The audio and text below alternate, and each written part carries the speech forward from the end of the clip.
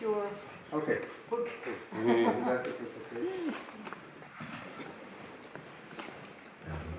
Allô. Bonsoir tout le monde, mesdames et messieurs.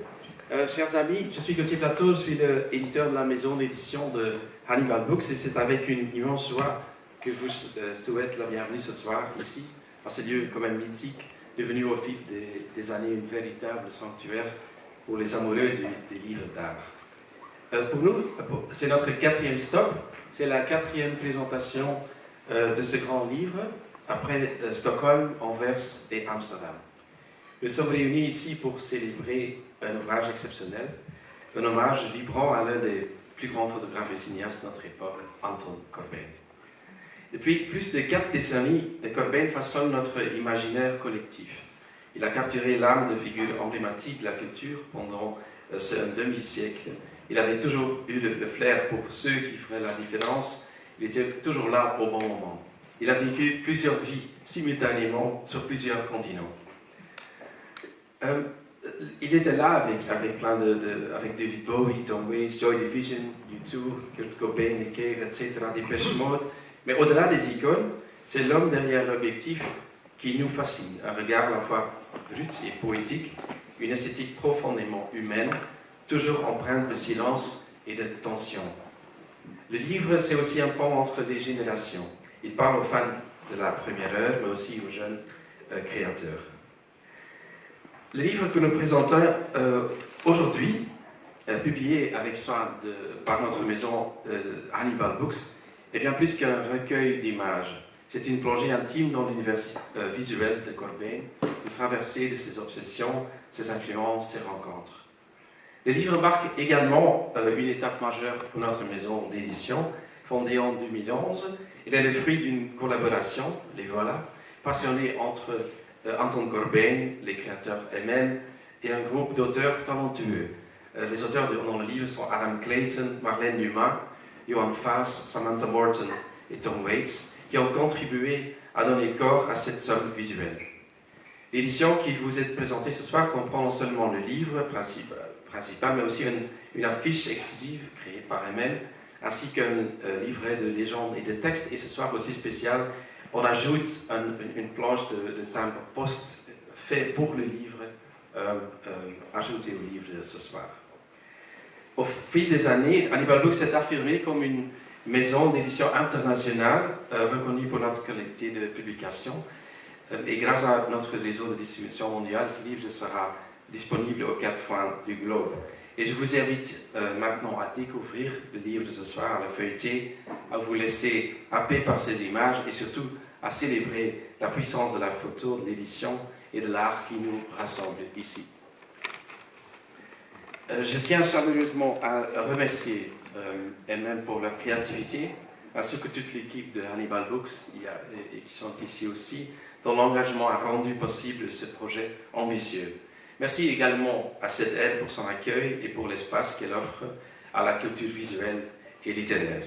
And of course, a special thank you to you, Anton, for your trust and generosity and for continuing to inspire us. Je vous souhaite une merveilleuse soirée riche en échanges et découvertes.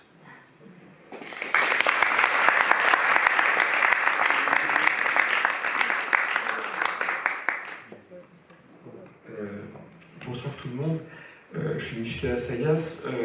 On m'a demandé de venir dialoguer avec Anton et Michael et Mathias, c'est une grande émotion pour moi. Alors je vais tout de suite vous expliquer une chose qui va peut-être vous surprendre. C'est que j'ai demandé à l'instant à Anton, vous savez, l'échelle de 1 à 10 jusqu'à quand vous souffrez, je lui ai demandé quel était son niveau de français sur une échelle de 1 à 10, il m'a répondu 3. Donc, pour cette raison, je me vois contraint de l'interroger en anglais directement, et il n'y a pas d'interprète, donc je pense que ça va passer comme une lettre à la poste, même si on est à Paris et pas à Amsterdam ou à Stockholm. Bon. Donc,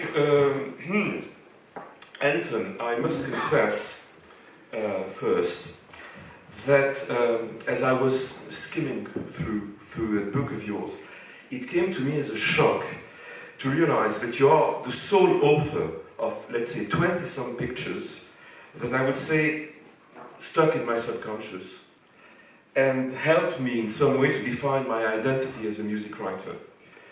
They were bleak, they were oddly, yet oddly glamorous. They conveyed a sense of anxiety that was conveying to me a certain message that better times were behind us and that bleaker times were expecting us. Was that your feeling at the time? Because those pictures in black and white were so against what rock photography had been until then, don't you think?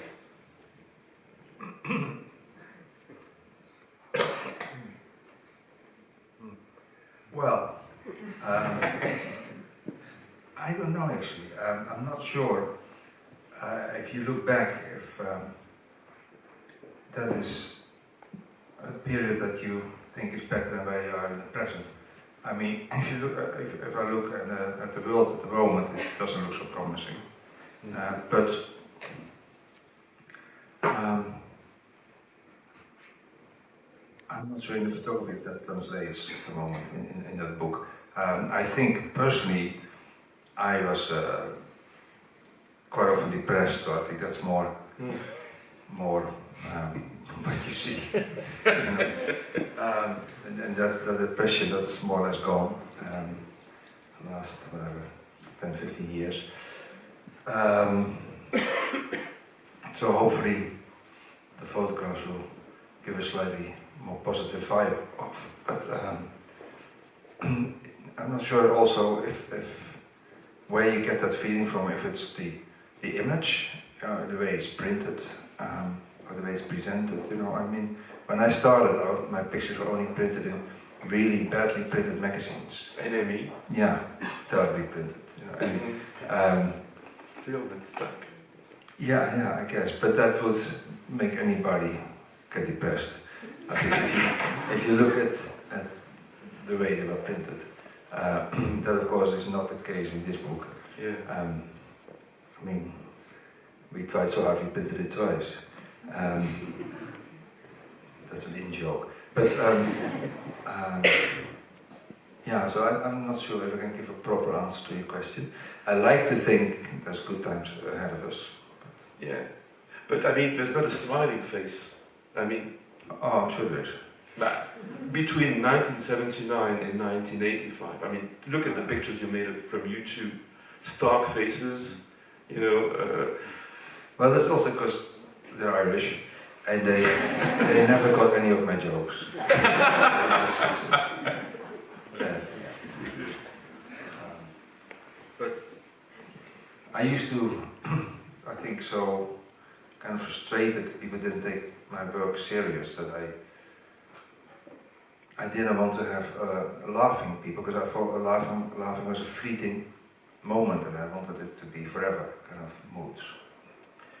Right, I mean, you grew up in a rather stark atmosphere, from what I hear. I mean, your father was a minister, and from what I gathered, he was not as rigorous and austere as his parishioners wanted him to be.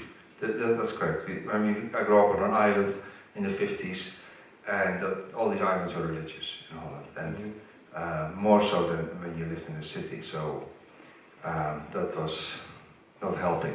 I was the eldest, so they had to learn with me how to live, you know, there. I did a series about it later called A Somebody in early this century, 2001, 2002, where I dressed up as musicians who were deceased, who I had liked.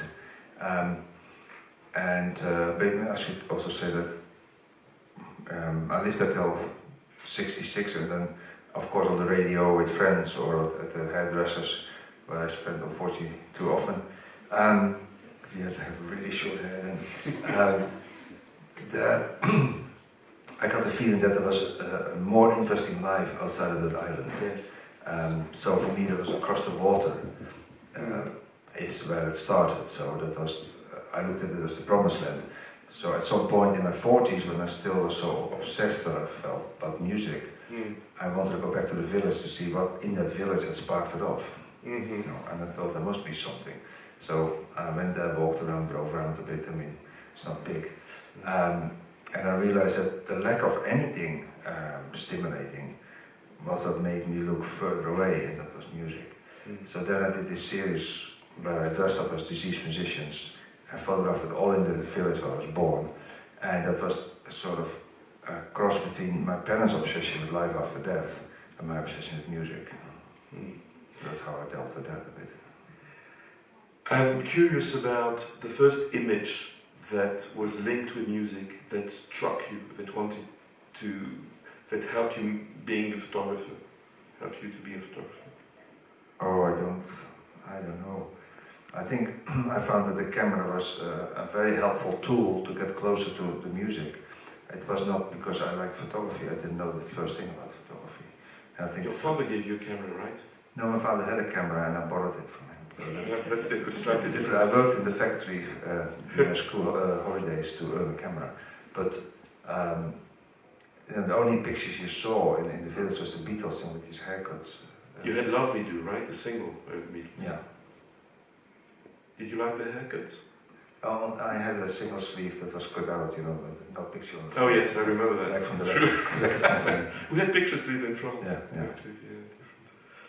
But I heard that the first band that you actually photographed was a Dutch band called Golden Earring, and you said you were in awe of them because you said you actually said to the writer who actually wrote the foreword that you never look up to musicians whom you photograph, that you are on the same level as them. Whereas Golden Earring... Mentally, yeah. Well, mentally, yeah. Because there are very few bands come up to my level. Whereas Golden Earring, to you they're still gods, you know, the first internationally known Dutch rock band, maybe after Shocking Blue, let's say. After Shocking Blue, Savage Rose, George Baker. Yeah, I mean the first band actually shot us a band called Solution, and they were on Elton John's label, Rocket. But yeah, Golden Earring was very high on my list, and I photographed in the first year. I borrowed my father's camera, and it's terrible pictures, but it just, you know, it's practice ground, and it gave me the sense there was something happening in my life.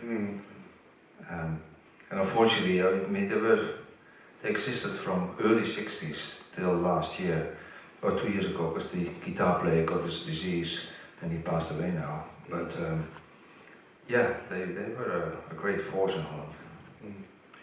Even in France, they were quite renowned. There's something that is really art in your journey, that you had the nerve to go to London, not knowing anyone, not having any recommendation, and really presenting yourself as a professional photographer that you weren't. Well, you know, I don't know. I mean, fortunately, the line between hobby and professional has been very blurred. I did go to England a few times and take pictures for a Dutch magazine. So I had the sense that whenever I was there, I took pictures. They tended to be better than when I took them in Holland. Mm-hmm. Because I think, at least was my theory, there was so much poverty in England. For kids, to go into a band was a way out. You know, in Holland it felt like a hobby. So I think the intensity was different, and I loved.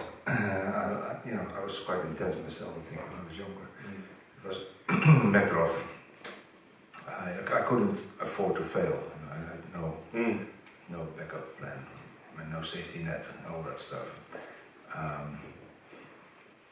Yeah, so I certainly went to England, but I had met the editor of the New Musical Express, which was sort of a weekly paper that was the Bible for all music lovers right. around the world.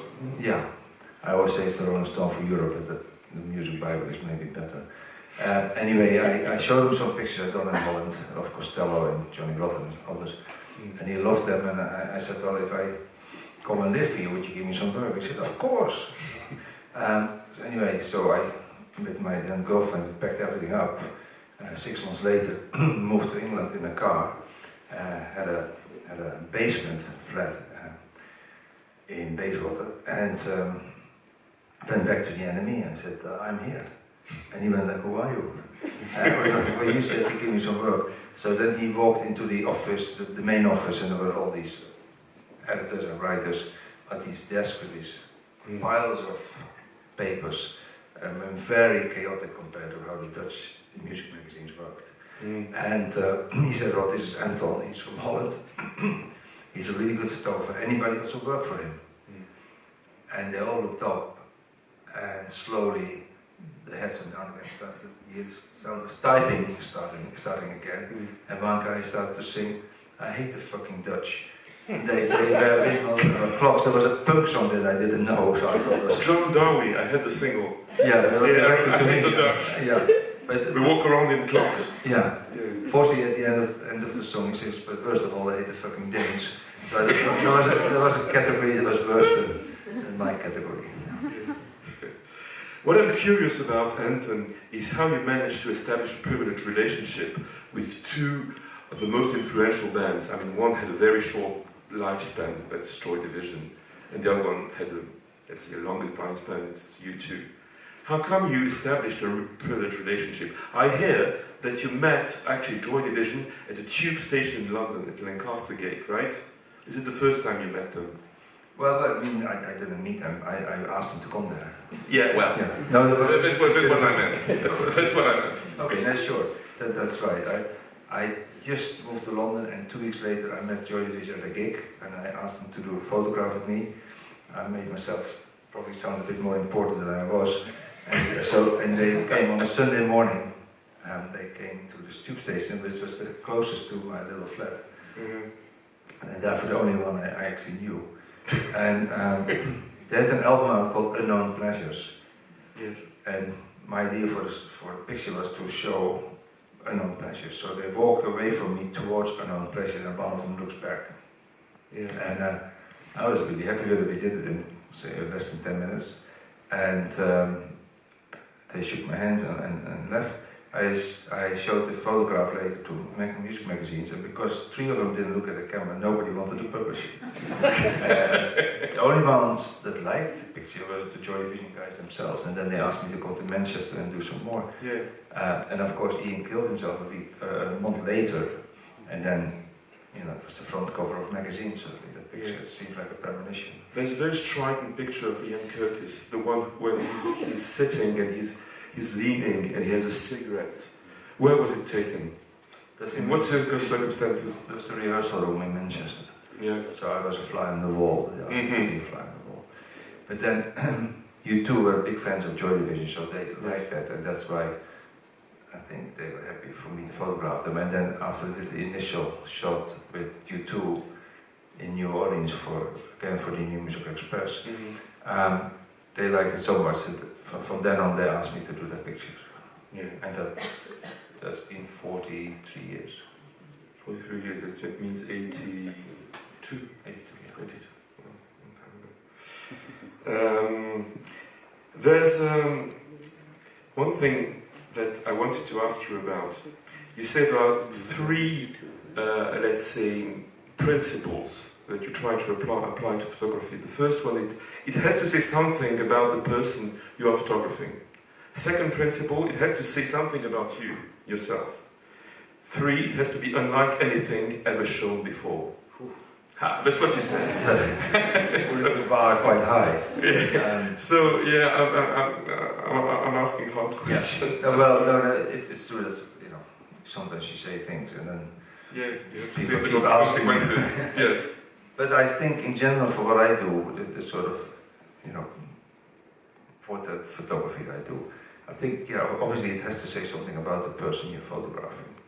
And it should also say something about you, because otherwise anybody could have taken that picture.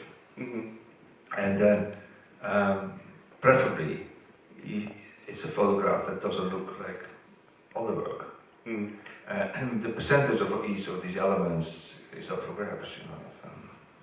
But what did these photographs say about you? But I think that's not up to me to judge that. You And have no I idea. don't feel like even looking into that. Mhm. And you say also there's a great formula that you used that when you're photographing someone, whether a portrait of or a singer or a band or an actor, there's a balance between the creative and the destructive. What did you mean by that? I think that might have got lost in translation a bit, but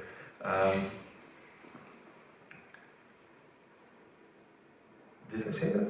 Well, I did my homework, so yeah, I wrote that down. Retract. Yeah, exactly. Yeah, you may. The next print run, that's gonna go out.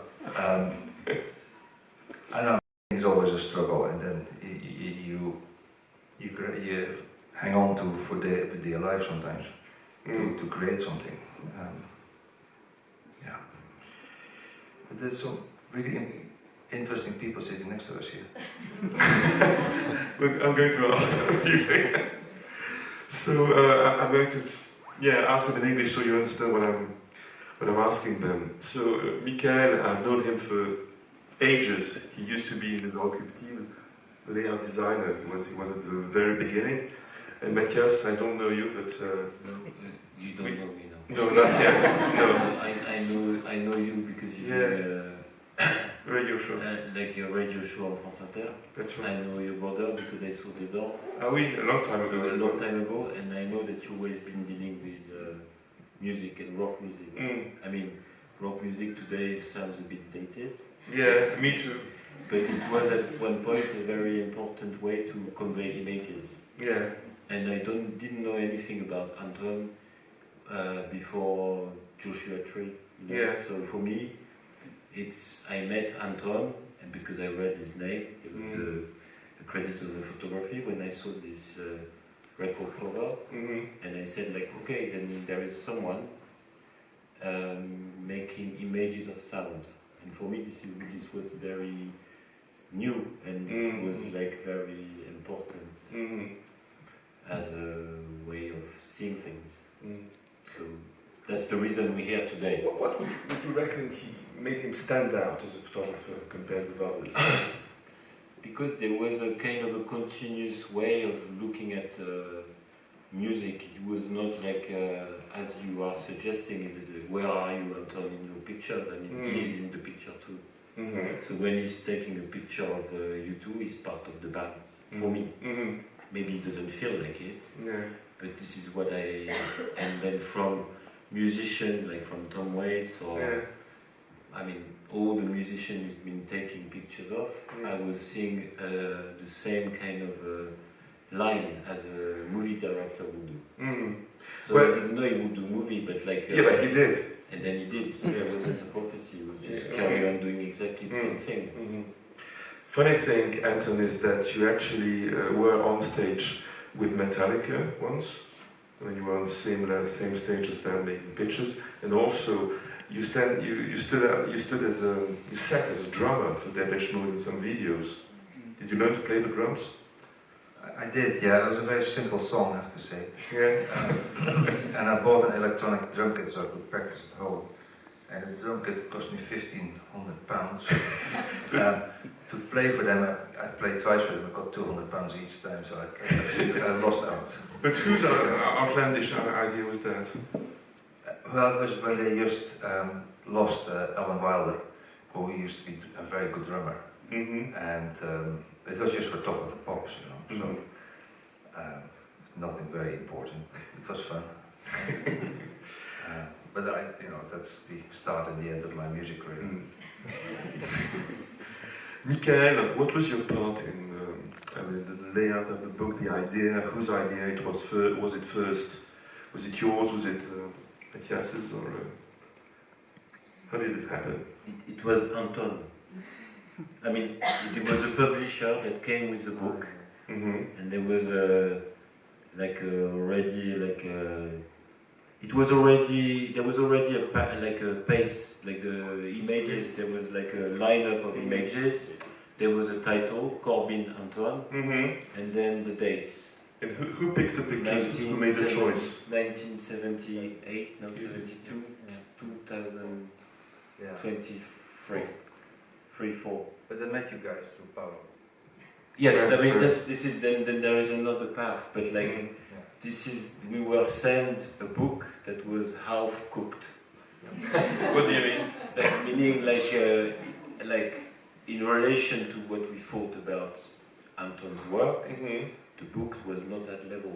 The picture were, that's not the problem, but it needed to be cooked and finished and like wrapped up and designed. I mean, this is a bit like when design is about like architecture. There were already some materials, some ideas, but nothing made completely sense as a book. So this is where we started to enter the conversation. And we had a very inspiring conversation together online in a video call, where you basically wanted us to surprise you, which is the best way to commission us somehow. And surprise you did. Good. Yeah. No, but this is exactly it, because I mean we are talking here with an image maker or an artist, so it's always the most complicated part is like, as we also think we are artists, is how do you articulate artist voices so it still make sense and not just noise. Or if it's noise, it's like you really want to make noise. So eventually it should be kind of musical. Also, what was important, Anton's work is about like himself, but all the other people that he met. So it's not just him; it's him with all the other people and all the background. I was wondering, weren't you tempted to add some captions telling how the pictures were made, in what year, what were your feelings about it, captions with the pictures? Because there are no captions. But in the back, you have the details. Yeah, but not in the book itself. No. When you're browsing through it. I think we all decided that it was better without it next to the pictures, because it takes away from when you look at something. Yeah. Especially the stories about it. I mean, that has to be a different book. I think here it was more just what makes the book is like a landscape of human faces, and I think what this strikes about, like very striking about Anton's work is that he had the ability to do a landscape of like a part of the world with only using faces, habitated the landscape, which is very strong. So I think the idea when looking at the book is just this kind of travel through space and time, and this is why the book is articulated with like an alphabet where all the letters are related to faces that you might encounter in the book. And so there are few letters, but a lot of numbers, because it has to do with time, Time flies. Yes. It's chronological, right? Yes. It's I must say that's very personal, but there's a picture that meant a lot to me when I was a teenager. It's Elvis Costello's lying on a bed in a hotel. I think it's one of your first pictures, and it's really odd because It's the best. It's amazing. You have never improved. No. No, it's an amazing picture because we all saw him standing on a stage or looking angry or pointing fingers. What? Every single one of us. Yeah, exactly, every single one. How did this picture happen? Someone's calling you? Well, something. I was a photographer for hire in Holland, and I did for music magazines. I took pictures. Because that's where it all started for me. And when Elvis had his first record out, it was very much him, the image of him and a guitar. So normally I don't really photograph people with their instruments because I find that boring and obvious. but I made this exception, I guess. We went to his hotel room in Amsterdam. It was tiny. I used a wide-angle lens and standing in the cupboard to get the baton and the guitar in him. And he used it now on the cover of his autobiography. Yeah. So that was nice. But the funny thing is that he was very difficult to interview. I mean, I have some memories of him, but to get him, lying on a bed, that's quite a feat. I mean, I don't know how you managed that, but well, yeah, I don't know either because my English was terrible. Somehow, I think he has surrendered. Oh, yeah. Yeah. There's also a very beautiful picture, which I think it's your father's favorite one, the one with Captain Beefheart holding his round hat on his chest. Yeah, but I think he looked vulnerable. And yes. I think my father had problems with people who were something, so, which is a terrible Protestant thing, Just serving the people, but yeah. That's why my back is on that. But you developed a personal relationship with Captain Beefheart. I mean, you knew him quite well. Yeah, I did.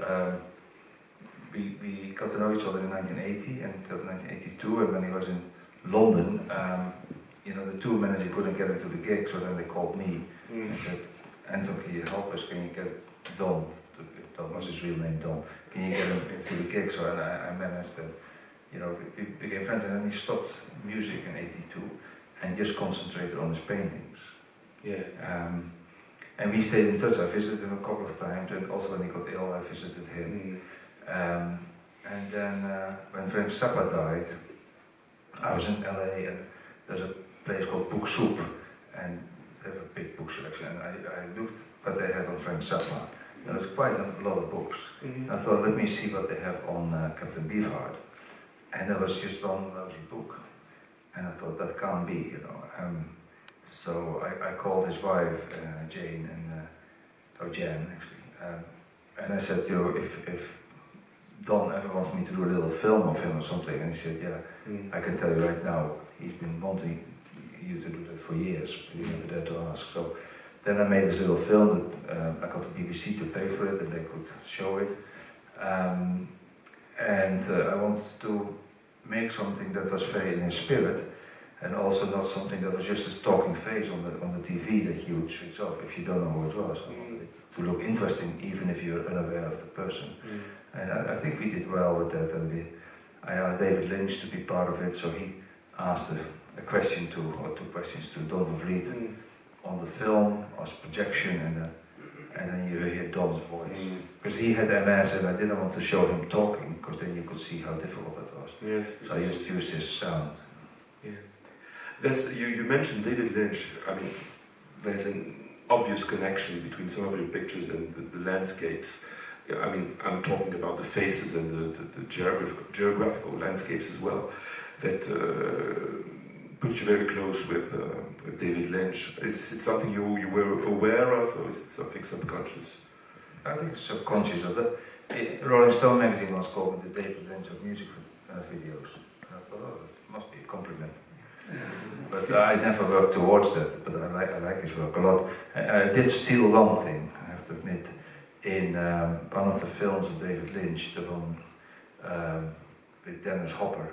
Yes, the last time. No. Blue Velvet. Blue Velvet, thank you. Memories, first thing they go. But yeah, Blue Velvet, they have these birds at the window, which are fake birds. And I used it in a Nirvana video. So they directly come from that. That's right. That's right. You directed the Nirvana video, of course. What are your memories of Kurt Cobain doing that video? Only positive. He was a very creative man. Basically, he wrote the whole video script. I added some things, and he was really lovely. He couldn't be nicer, but also knew what he wanted. And then after that, he asked me to do another video for the next song called Penny Royalty. And I said, well, I'm going to really disappoint you if I make that video, because it can't be as good as what we just did. So I'm going to say no. And then he said, well, if you don't do it, I'll never do a music video again. And he never did. So I really, and then he died, but in hindsight, I really wish I'd said yes, just for the experience. Yeah, sure. What I'm very curious about is the nerve you had as a youngster, I mean, to go and meet David Bowie, where you were not invited, right, when you saw him. What happened? You know, I guess I was so keen to photograph people and to be part of all that you know, and I was this main photographer for the NME. I knew the NME were going to do an interview with him about the Elephant Man in Chicago, and he had said no photographers. So I was not invited to go, but I knew the journalist who went. My parents, I was living at the time in a squat in Dalston in East London, but I had found a little flat, and my parents had given me some money to buy a cooker. And so I used the money for the cooker to buy a ticket to Chicago. I knew the journalist, and he didn't mind if I came along, it's my risk. You know, and I had to do some magic with the David Bowie management, but David approved it too, for me to have some time with him to take pictures. And these are very famous pictures now, and I'm so happy I did that. The one when he saw backstage and he's like Christ on the cross, right, with those... Yeah, I mean, it has an overtone of Christ, but it was the Elephant Man. Yeah, I know, but you know, you can't help thinking about pictures. No, true, but that was his stage clothes. Yeah, I know. And there you have a link with David Lynch again, if you want. Yeah, true. Michael, what was exactly your role in that book? What did you do, to be clear? Because I think it's more like the work of a architecture. Yeah. I stayed silent. Here's the thing. Okay. So, I mean, yeah, but speak for him. no, the particularity of this book is that it was already somehow put together, but badly put together. That's what I tried to explain. So the idea is more to say, okay, it's first of all, it's like we didn't know Anton, we heard of him, we met him through Paolo, and we discussed, but and here there was an interesting way to meet Anton, because as like teenager, we met him through record covers. I mean, we haven't discussed that medium, but it was a very important medium for us, like to tell the story of a band or music through that medium was something completely new, and we mastered it somehow for big bands. So here was a way for us to say, okay, let's make this encounter fulfilling for us and for him. So basically what we had to do is to explore his work again, and then look at the photograph, and the best way to look at this photograph, as I said earlier, was to create this collection of numbers with heads inside and letters with heads inside. So it was a way just to be in between an archaeologist and an archivist, and that will give like a skeleton to the book. And this will help already to create this kind of Corbijn Anton language. And then gradually we kind of make it more and more precise, just to give the right place to the images, the right size. So at the end, you know, we knew it would be such a big book, such a fat book. But the good thing is Anton is quite high, so in relation to him, the book feels quite small inside. But that was a lucky bet or intuition. I would like to add a personal impression, is that your book conveys the feeling of silence, silent movies, you know, black and white, silence. I mean, there's a lot of space in your pictures, and you know, it goes a long way, because this is very close to the aesthetics of the late 70s and early 80s in some of the bands that you actually portrayed. Black and white, the aesthetics of German expressionism, Dr. Caligari's cabinet, things like that. I mean, this is what actually was really new in your work, because in those days, as I was trying to put awkwardly at the beginning, is that we were living through an illusion that pop music, as we said, was smiling, was happy, you know, hippies, Woodstock, etc. And all of a sudden, the pictures that really embody what was really happening and that few people were actually aware of, is that we were living in a black and white era. And it was extremely suicidal. Even U2, I mean, who was an extremely lyrical band, actually had a bleak aspect as well. See what I mean? Yeah, I see what you mean.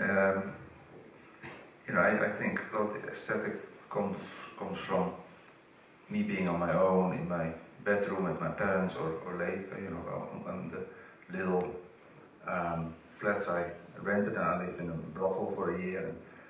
And, they were not totally happy days.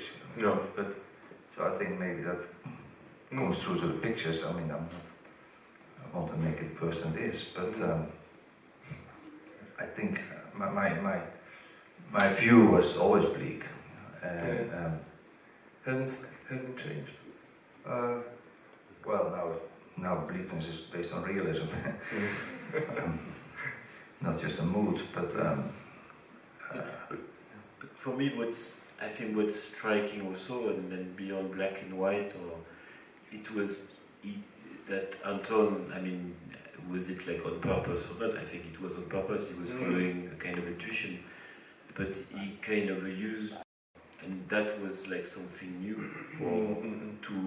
because what you are describing is because the image that we saw from music, it was either like a graphic or illustration, but the photographic language of music was something that didn't really exist, and that it really, that's where it was, there was an invention, and this photographic like language used for music, he had it through like many different bands and throughout a lot of time, and this is, you know, you could say that there is a photographic language of fashion, or he invented somehow, or is one that invented this photographic language of music.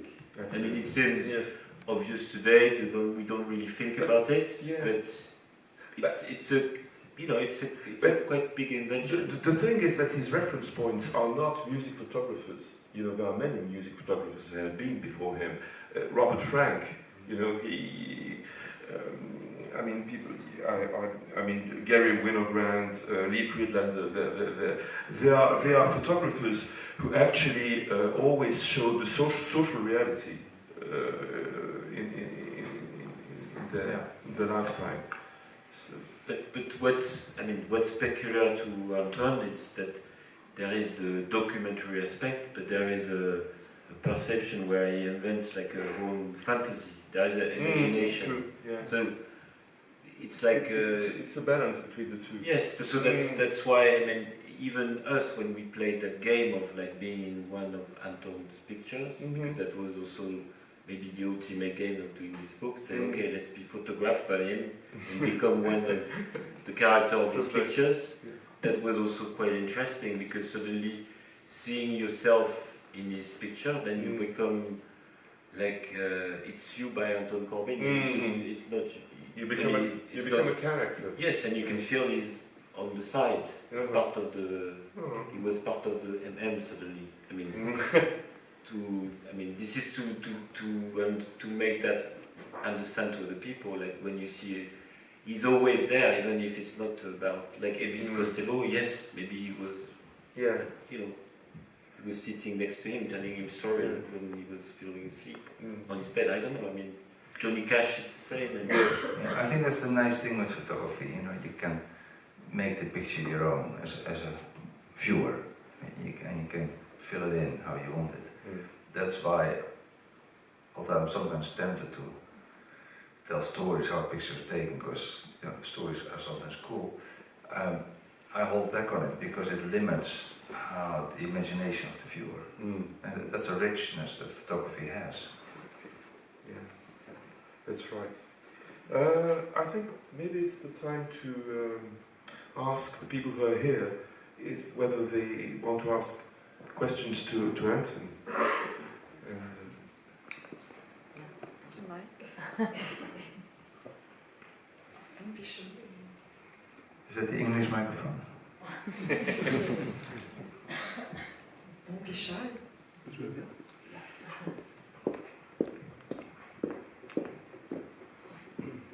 Thank you for everything.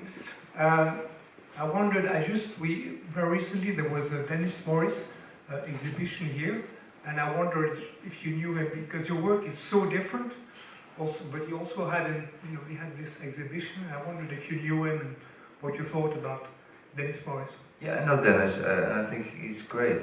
And I didn't see the exhibition. I also just missed it in London. I think it's on one more week in London. But yeah, I met Dennis. I actually photographed him in the 80s. I think when he was part of Basement 5. Yeah, super. Still one of my favorite albums, the Basement 5 album, Ah, yeah. and the artwork is amazing. Thank you.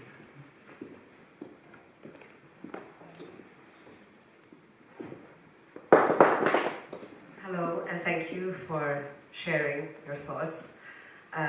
It's a very intimate setting and it feels very precious. I wanted to ask you, you've had so many stars and maybe some of your idols. Is there somebody that you still would like to shoot that you didn't get the chance to, living or dead?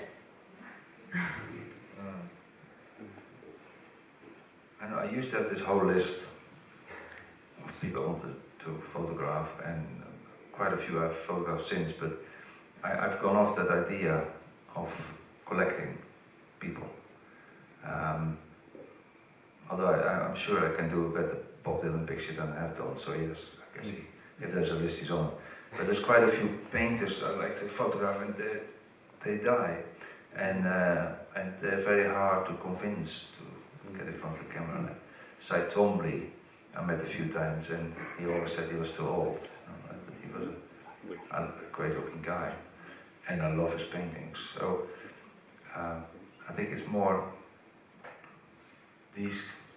that kind of art form, more than music possibly, that I'm interested in pursuing. I hope you get to shoot all them. You made a great picture of Francis Bacon. I wish I had. There's someone who looks like him. Yeah, it's not Francis Bacon, I guess. Because I haven't. I mean, I would have loved to photograph him, so absolutely. I think maybe it's Peter Blake. Who? Peter Blake. Peter Blake? Oh, yeah. He looks like him. Yeah, I guess. Yeah, that's the same. Yeah, there's... A photograph George Harrison. Yeah, And he was not George Harrison, he was Captain Bifford. Oh yeah, well... So, we do mistakes, but maybe this is his trick also. You made him look like Francis Bacon. I take a picture and put any name under it. Exactly. One name will stick. I'm really sorry, I need to leave. Okay. Well, I know.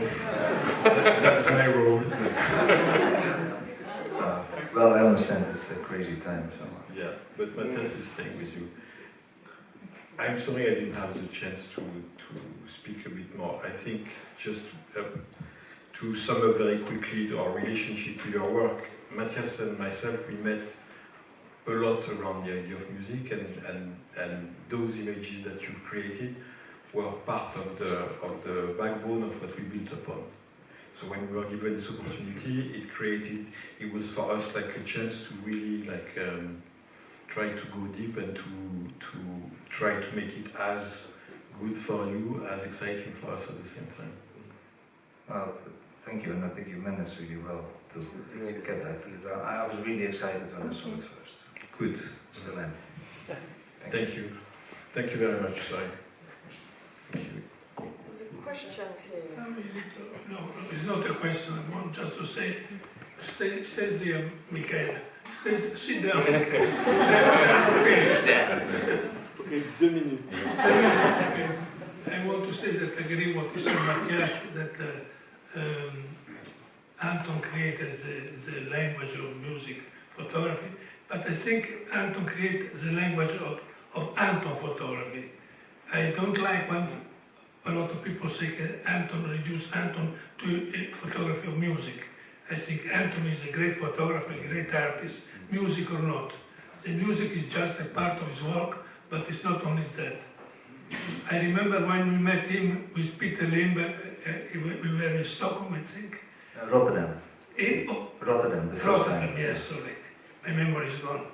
And we said to Anton, we like your picture, you are a great photographer. And he was surprised that we said this to him. He was, you are sure I am a great photographer? Yes, we are sure. You remember that moment. Voilà, I think he's the creator of Anton language. Thank you, Paolo. Thank you Just to for your friends. Just to add something before I leave. Now you can go. No, I want to be just familiar with it. But of course, I think it's a great book. But of course, I think it's a book that's impossible to hold all the impact that these images individually have had through time, especially because they're related to music, and especially because the capacity of the beauty of the work of Anton is that every one of them is like a time capsule that contains the music, that contains the character, that contains like the whole experience that becomes yours when you listen to music. And I think the book flattens this into something that's beautiful to look at, but that you would like to have with like all the record covers and all the music and all the sound and all the time and all the experience that you've been through when you first met them. So somehow it's a deceiving book.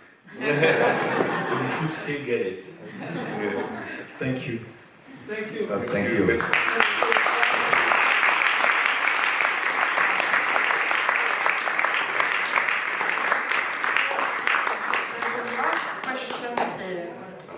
Hello, Anton. I'm Elsa.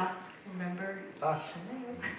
I wanted to ask you about cinema and one of my favorite films ever. It's Control. Do you have any plan to do a future next film, feature film? I mean. I just finished one 2 weeks ago, and that hopefully gets released in a year's time. It's a movie, a fictional story about Patricia Highsmith, the writer, and that's played by Helen Mirren, and she's fantastic in it. But yeah, so it took a long time between the last movie and this movie because of financial stuff and COVID and what have you. But yeah, I'm back.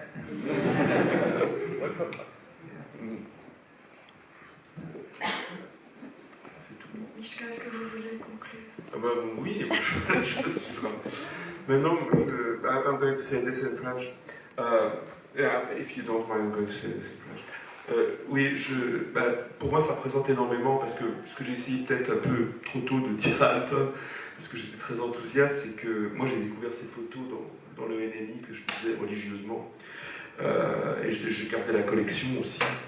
Et je pense que vraiment j'aurais jamais écrit ce que j'ai écrit, eu envie d'écrire sur Joy Division, à mon avis, que j'ai eu la chance de voir sur le concert qu'ils ont donné à Paris au Bain-Douche.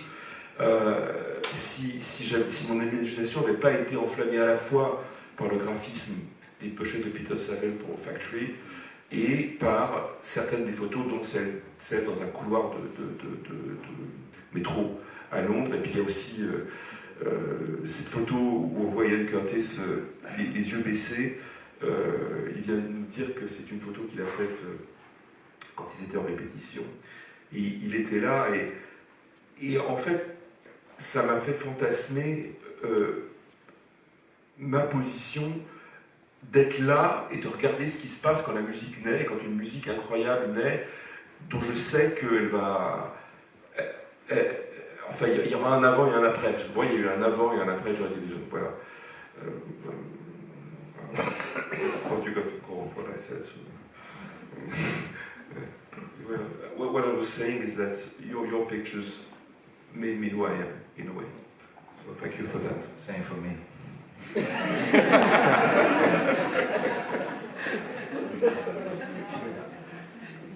But thank you, Paolo, because I remember that very well.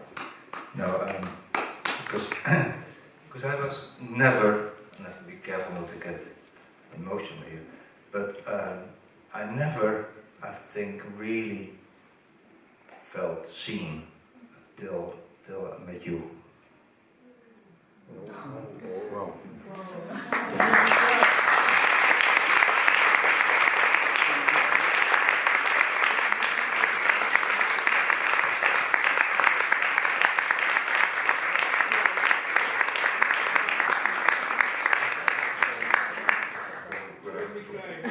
Merci à tout le monde, merci beaucoup à Mathias. Merci à Mathias. Merci à toi d'être venu. Oui, quand même. And we enjoy talking with Anton. Yeah, very much. I insisted for Michka to come because I thought it would be a good way to have someone that was also a music fan, even if it's going beyond music, because that culture that you photograph was the world. Yes, it's gone.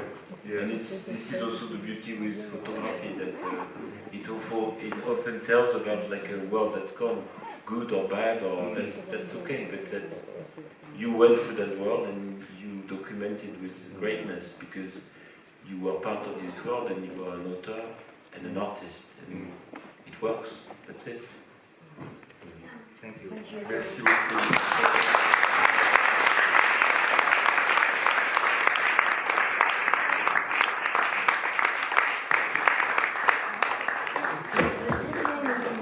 Over, we will continue with the signing right here of the books.